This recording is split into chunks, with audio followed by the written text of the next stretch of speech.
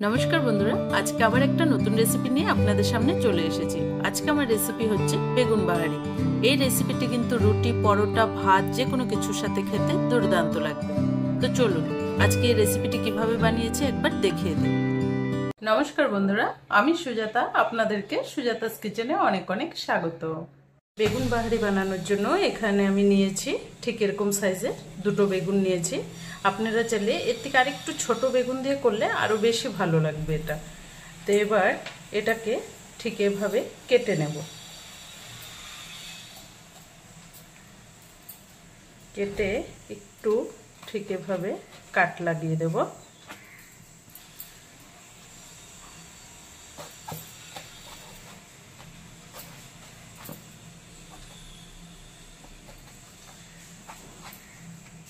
এভাবে একটু কেটে নিলাম। এবার আরেকটা বেগুনও ঠিক এভাবে কেটে নিচ্ছি।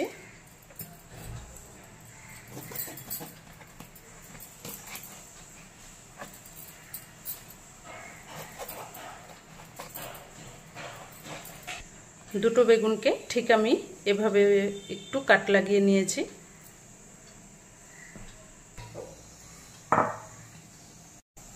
এবার আমি এর মধ্যে নিয়ে নেব 2 চামচ বেসন, দিয়ে দেব অল্প করে নুন,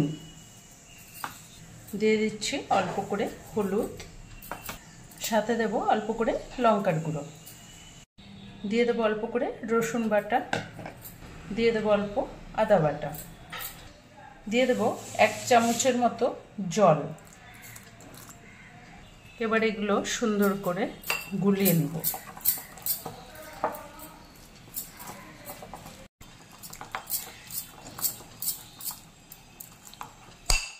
মশলাটাকে সুন্দর মতো কিন্তু মেখে নিয়েছি, ভালো করে সব কিছু একসাথে মিশে গেছে। এবার আমি এই গুলিয়ে রাখা মশলাটা বেগুনের মধ্যে মেখে নেব। তো হাত দিয়ে ভালো করে মেখে নিচ্ছি।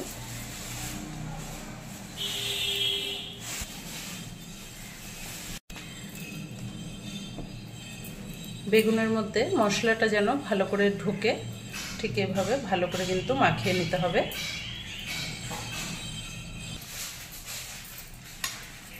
বেগুনের একদম ভেতরে ভেতরে কিন্তু সব মশলাটা ভালো করে মাখিয়ে নিচ্ছি।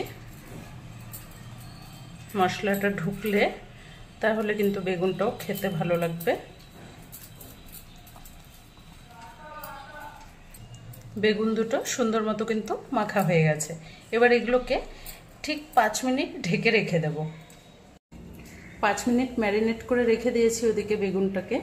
এখানে এবার কড়াইয়ের মধ্যে কিছুটা তেল দিয়ে দিলাম। এটা ভালো করে গরম হয়ে গেছে। এবার আমি ম্যারিনেট করা বেগুনটাকে এর মধ্যে ভেজে নেব।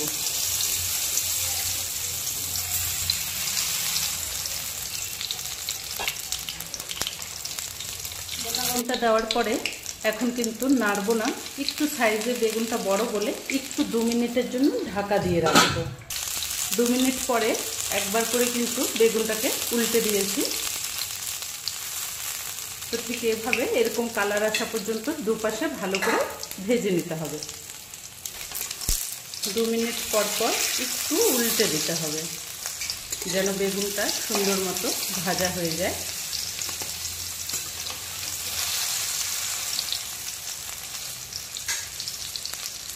বেগুনগুলো কিন্তু সুন্দর করে ভাজা হয়ে গেছে। 5 থেকে 7 মিনিটের মধ্যে এরকম সাইজের বেগুন হলে কিন্তু একদম সুন্দর মতো ভাজা হয়ে যাবে, আর ছোট হলে তার থেকেও কম সময় কিন্তু হয়ে যাবে। তো এবার এই বেগুনগুলোকে উঠিয়ে নেব। ফোড়নের জন্য নিয়ে নিয়েছি 2 টুকরো দারচিনি, 2টো এলাচ আর একটু জিরে।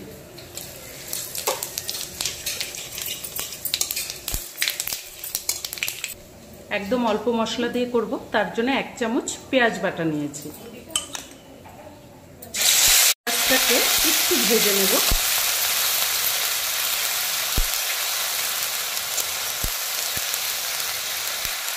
পেঁয়াজটা একটু ভাজা হয়ে গেছে, দিয়ে দেবো এখানে 1/2 চামচেরও কম অল্প করে রসুন বাটা, দিয়ে দিচ্ছি এখানে অল্প করে আদা বাটা, একদম কম মশলা দিয়ে কিন্তু করছি। আদা রসুনটা একটু কাঁচা গন্ধটা যাওয়া পর্যন্ত ভালো করে ভেজে নেব।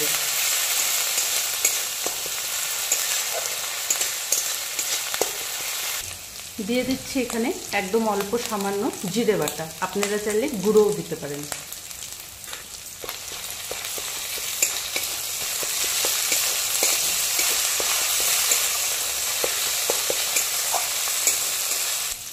অল্প করে দিয়ে দেবো ধনে গুঁড়ো। বেগুন ভাজতে নুন দিয়েছিলাম, তো এখানে একদম সামান্য নুন দিচ্ছি। দিয়ে দেবো হলুদ গুঁড়ো, সাথে দিচ্ছি অল্প করে লঙ্কা বাটা, আপনারা চাইলে গুঁড়োও দিতে পারেন। অল্প করে মশলা ধোয়া বাটির জল অল্প দিয়ে দিলাম। এবার মশলাটাকে একটু ভালো করে কষে নিতে হবে।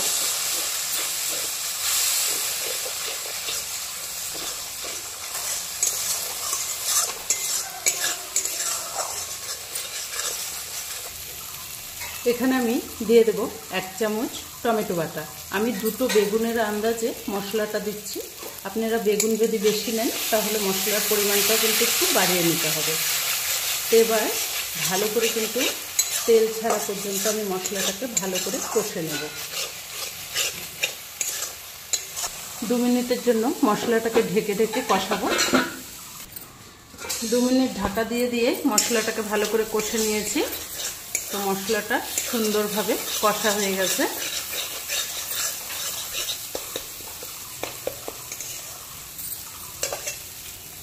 এবার এর মধ্যে দিয়ে দিচ্ছি একদম 1/2 চামচের মতো কাজু আর পোস্ত বাটা। এখানে আমি 1/2 চামচ পোস্ত নিয়েছি আর 2 থেকে 3টে কাজু নিয়েছি। তো 2টো বেগুনের জন্য এতটুকু কিন্তু আমাদের যথেষ্ট। দিয়ে দেবো এখানে ফ্যাটানো 2 চামচ টক দই। আমি 2টো বেগুনের কিন্তু আইডিয়াতে আপনাদেরকে মশলাটা দেখাচ্ছি। আপনারা বেশি যদি বেগুন করতে চান তাহলে মশলার পরিমাণটা বেশি করবেন। ভালো করে কিন্তু এবার কষতে হবে। গ্যাসের আঁচটাকে একদম লো করে রেখেছি, যেহেতু দই দিয়েছি। ভালো করে নাড়তে হবে, না হলে দইটা ফেটে যাবে।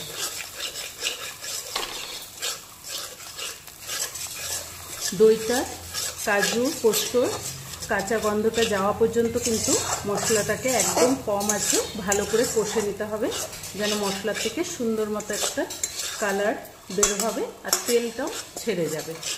ততক্ষণ আরও 2 থেকে 3 মিনিট ভালো করে কষে নেব। যেহেতু এখানে দই দিয়েছি আর অল্প টমেটো দিয়েছি, সেটা একটু টকটা হতেও পারে, তো একটুখানি করে চিনি দিয়ে দিলাম ব্যালেন্স করার জন্য।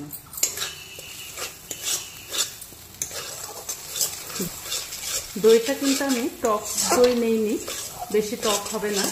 বেশি টক হলে চিনির পরিমাণটা আপনারা আর একটু বাড়িয়েও দিতে পারেন, কিন্তু বেশি টক দই নিলে রান্নাটা কিন্তু খেতে টক টক হয়ে যাবে। তার মধ্যে ঠিক অল্প করে গরম জল দিচ্ছি।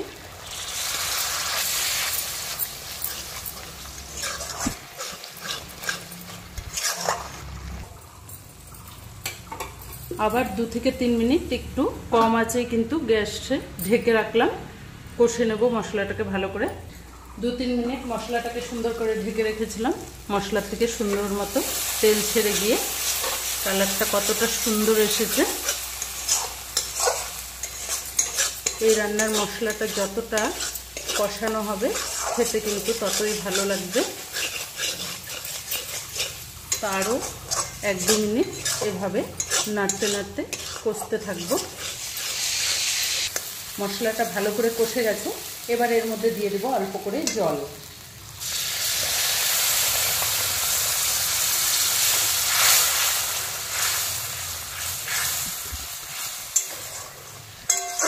এটা আমি বেগুনের গ্রেভি করার জন্য দিচ্ছি।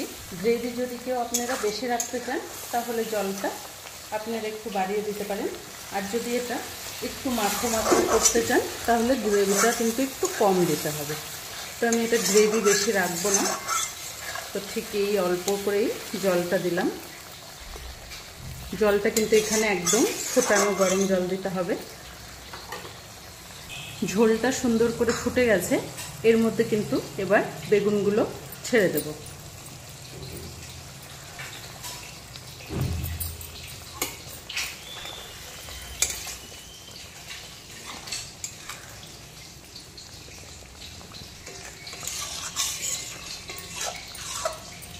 বেগুনটা দেওয়ার পরে এখানে আমি অল্প করে গরম মশলা দিচ্ছি।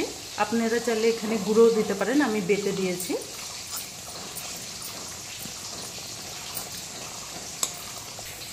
সামান্য অল্প করে একটু ঘি ছড়িয়ে দিচ্ছি, ফ্লেভারটা খুব দারুণ আসে। 2 মিনিটের জন্য একটু ঢাকা দিয়ে রাখলাম। 2-3 মিনিট ঢাকা দিয়ে রেখেছিলাম। এবার এর মধ্যে দিয়ে দেব অল্প করে গুঁড়ো করা কসুরি মেথি। আপনারা থাকলে দিবেন, না থাকলে না দিলেও হবে, দিলে ফ্লেভারটা খুব সুন্দর আসবে।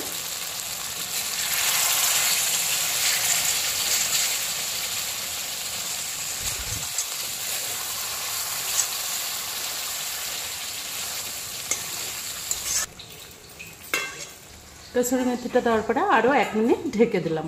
কসুরি মেথি দেওয়ার পরে 1 মিনিট ঢেকে রেখেছিলাম। দেখুন কালারটা কতটা সুন্দর এসেছে। ওপর থেকে আমি কিছুটা ধনেপাতা ছড়িয়ে দিলাম। তো আমাদের বেগুন বাহারি কিন্তু একদম রেডি। এবার আমি প্লেটে ঢেলে দেখাচ্ছি।